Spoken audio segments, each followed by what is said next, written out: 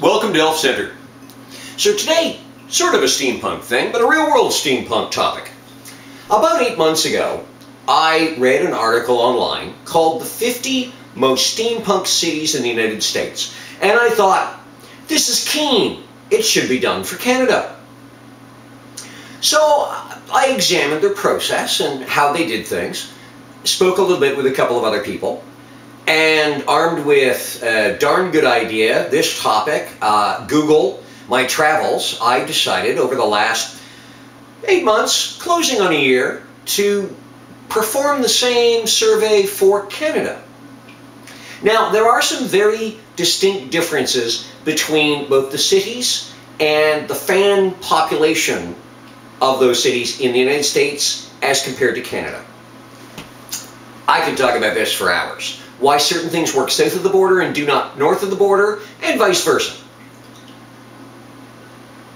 The United States, of course, is 10 times our population in a slightly smaller landmass. So that gives certain advantages right there. And that's why they were able to have 50 top in their list.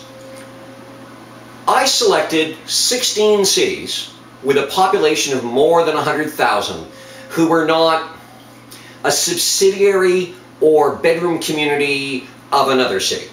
For example, I discounted Brampton because far too close to Toronto, and really Brampton's identity is part of Toronto. Then I took their quantifications and qualifications and used some and modified some others until I had 10 separate ratings that I could do for each city. The first one was fan travel. Not just how easy is it to get to your city by various forms of travel, but how easy is it to get around in your city, to get from a point of interest to a hotel to another point of interest to, wherever you need to get. Recognizing that in Canada, not all fans travel by car. Most have alternative requirements when it comes to travel. Secondly, because, well, we steampunks need to look dapper or beautiful. We need to dress in the way to which we are accustomed. I looked at formal wear stores, vintage clothing stores, and places to purchase everything from what you wear to the accessories that you include. Now, when I'm talking numbers of stores or numbers of groups or items or some such, I always do it per capita. This way larger cities do not necessarily lose any advantage because sometimes they have less of something even though there are more people. Thirdly, I looked at paranormal societies and hauntings. This was a fun one. Now, you might wonder what paranormal societies and hauntings have to do with steampunk, but the Victorian people, particularly of North America and Northwestern Europe, were fascinated by the occult. This is why there was such a huge attraction from many countries towards Egypt and Asia, because it was mystical and mystifying. So that is definitely a facet of steampunk that is not often really delved into, but check out how many horror stories or horror story components there are in steampunk stories. You'll find a lot. Next, because not only is it how we look, but what we surround ourselves with, I took a look at how many antique stores there were per capita in each of the cities. Then I went to walkability. Walkability is not just the ease and safety with which one can walk around the city, but also how easy is it to get from point of interest A to point of interest B, and how Victorian it feels when walking, how accepted it is, how comfortable you are. It doesn't necessarily mean that, cities with modern streets get a big disadvantage. There are always little interesting bits and pieces. But the experience, as well as the ease and comfort. Then I looked at conventions and events. And I looked at not just quantity, but quality and attendance. Particularly and specifically, really, of the steampunk folk. And how those conventions represent steampunk. Next up was flea markets, places to haggle and trade and buy and find just those interesting little knickknacks and pieces and bits that you need when making things, or when finishing off your outfit.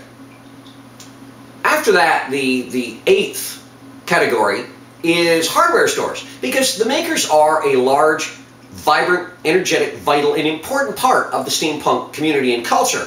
So you need your tools, and you need all your little gewgaws and bits and pieces and tidbits and stuff. The ninth is net presence. And not just the net presence of the city. How easy is it to find directions and information about the city? How easy is it to find points of interest? How easy is it to find out about the history, about what's worth seeing there? But also the groups, the various steampunk groups and fandom groups, and the people themselves. And not just, are they on the net, but are they talking? Are they involved? Do they belong to other groups? Do they contribute? Do they, are they friendly? Are they, you know, a very kind of subjective thing in certain places, but still something that's very measurable. A certain impact is left when you turn off the computer. Finally, I looked at historical sites. And not just the sites themselves, old forts, old buildings, old streets that are unchanged, but museums and art galleries and preservation and presentation. And how many there are per capita, how easy they are to get to, how easy are they to find. Are they welcoming to people who are dressed in Victorian fashion? So, I came up with a top 5, and at some point I will first of all link the article with the top 50 American cities, and then I'll see about putting my own research and findings online with an explanation of each of them. The top 5 actually is a top 7. Because in 2 of the rankings, I have a tie. Now, I didn't plan to do this. Over the last 8 months, I haven't visited all the cities, but I have spoken with a lot of people in those cities about various topics, many of them leading back to impressions and perceptions about how they fit into various categories and how they rank. And watch the steampunk groups in these cities, watch what's going on, listen to people's experiences, and I visited a fair number of these cities as well. So, you know, you get an impression being there. You have to have feet on the ground sometimes. Or I've talked to people directly who lived there. The numbers have changed over time as I learned things and tweaked, and I recently came to the conclusion that, you know what, if it might tweak 1 or 2 points in either direction here and there, but they're pretty set as far as I'm concerned. So, drum roll please. Number 5 on the top 5 list of Canadian steampunk cities is a tie between St. John's, Newfoundland, and Vancouver with a score of 62. Both wonderful cities, interestingly, one on each coast, bracketing the entire country. Both with a great sense of history, balanced off by their population. One that's small and much more seasoned, one that's larger and much newer and fresher. Both with very active groups. I have yet to visit the West Coast. I have visited the East Coast on a couple of occasions. I look forward to one day visiting the West Coast, hopefully soon. Number 4 on the list of top 5 steampunk Canadian cities is my current hometown, Ottawa, with a score of 67. Beautiful city, a lot of history, especially tucked away into little interesting corners. Some great people, very welcoming. Definitely a place I would recommend coming to for a weekend. Number 3 on the list of top 5 Canadian steampunk cities is yet another tie between Halifax and Toronto, both with a score of 68, only 1 point above Ottawa. Both are very interesting cities. Again, I have been to both. I have lived in Toronto and spoken with quite a few very good and close friends who have lived or do live in Halifax. They both have strong advantages and some very strong challenges they need to work to overcome. Number 2 on this list, the Elf's list. You probably have your own, and you might disagree. But again, this is my list. I'm just sharing it and how I did everything, so you can make your own if you want to. With a score of 73 is Montreal. Old Montreal and the Vieux-Port, Port-Vieux, pardon my horrible Francais, fantastic place. A very small but high energy and involved group of steampunks in Montreal. Some very creative people, very beautiful, wonderful people, friendly and welcoming. Beautiful city to wander around. High points in a lot of the categories. So I bet you're wondering what number 1 is. And I was so tempted into this video with, well, you'll have to ask, and maybe I'll mention it in the comments. But that would be really cruel and mean of me, and I'm not going to do that. So, with no fanfare, though it deserves it, number 1 on the list of the Elf's top 5 Canadian steampunk cities, the birthplace of one of our Prime Ministers, Sir John A. Macdonald, Kingston, with a score of 75.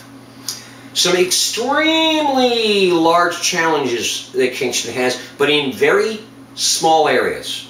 It is an incredible city. Excellent for travel, high walkability, fantastic paranormal and hauntings, great shopping, all sorts. I was a little surprised, but I can't say enough good about Kingston, really. And I think it's about time Kingston got its own steampunk society, guys. Come on. Someone down there's got to, like, get the ball rolling. At one point, it was going to be the capital of Canada, save that it was directly across the, lake from the United States, and the Americans could just, hand lob cannons over and, pulverize the city, especially if they used, Scotsmen, who are used to throwing, rocks. But congratulations, Kingston. Looks good on you, huzzah, all of that stuff. So yeah, if your home city didn't appear on this list, or when I present the bigger list of the 16 cities, if you're upset because you think your home city should rank higher than the numbers that I've given them, wait until I post the, how everything broke down and everything, and then I'm always open for discussion. I may have missed some things. I'm only one man, elf, what have you. So if you're from out of Canada and you're looking for a city to visit where you're hoping to find a high degree of steampunk, then there's your top 7 in top 5 to start with for your tour plans. And if you live in Canada, I would hope that at some point, if you're a big fan of steampunk and Victoriana, that you visit as many of these cities as you can and spend a while to kind of soak it up and see what they've got to offer, because really they're all incredible cities. So again, congratulations to the top 7 in the top 5. You're all awesome people, and keep having fun.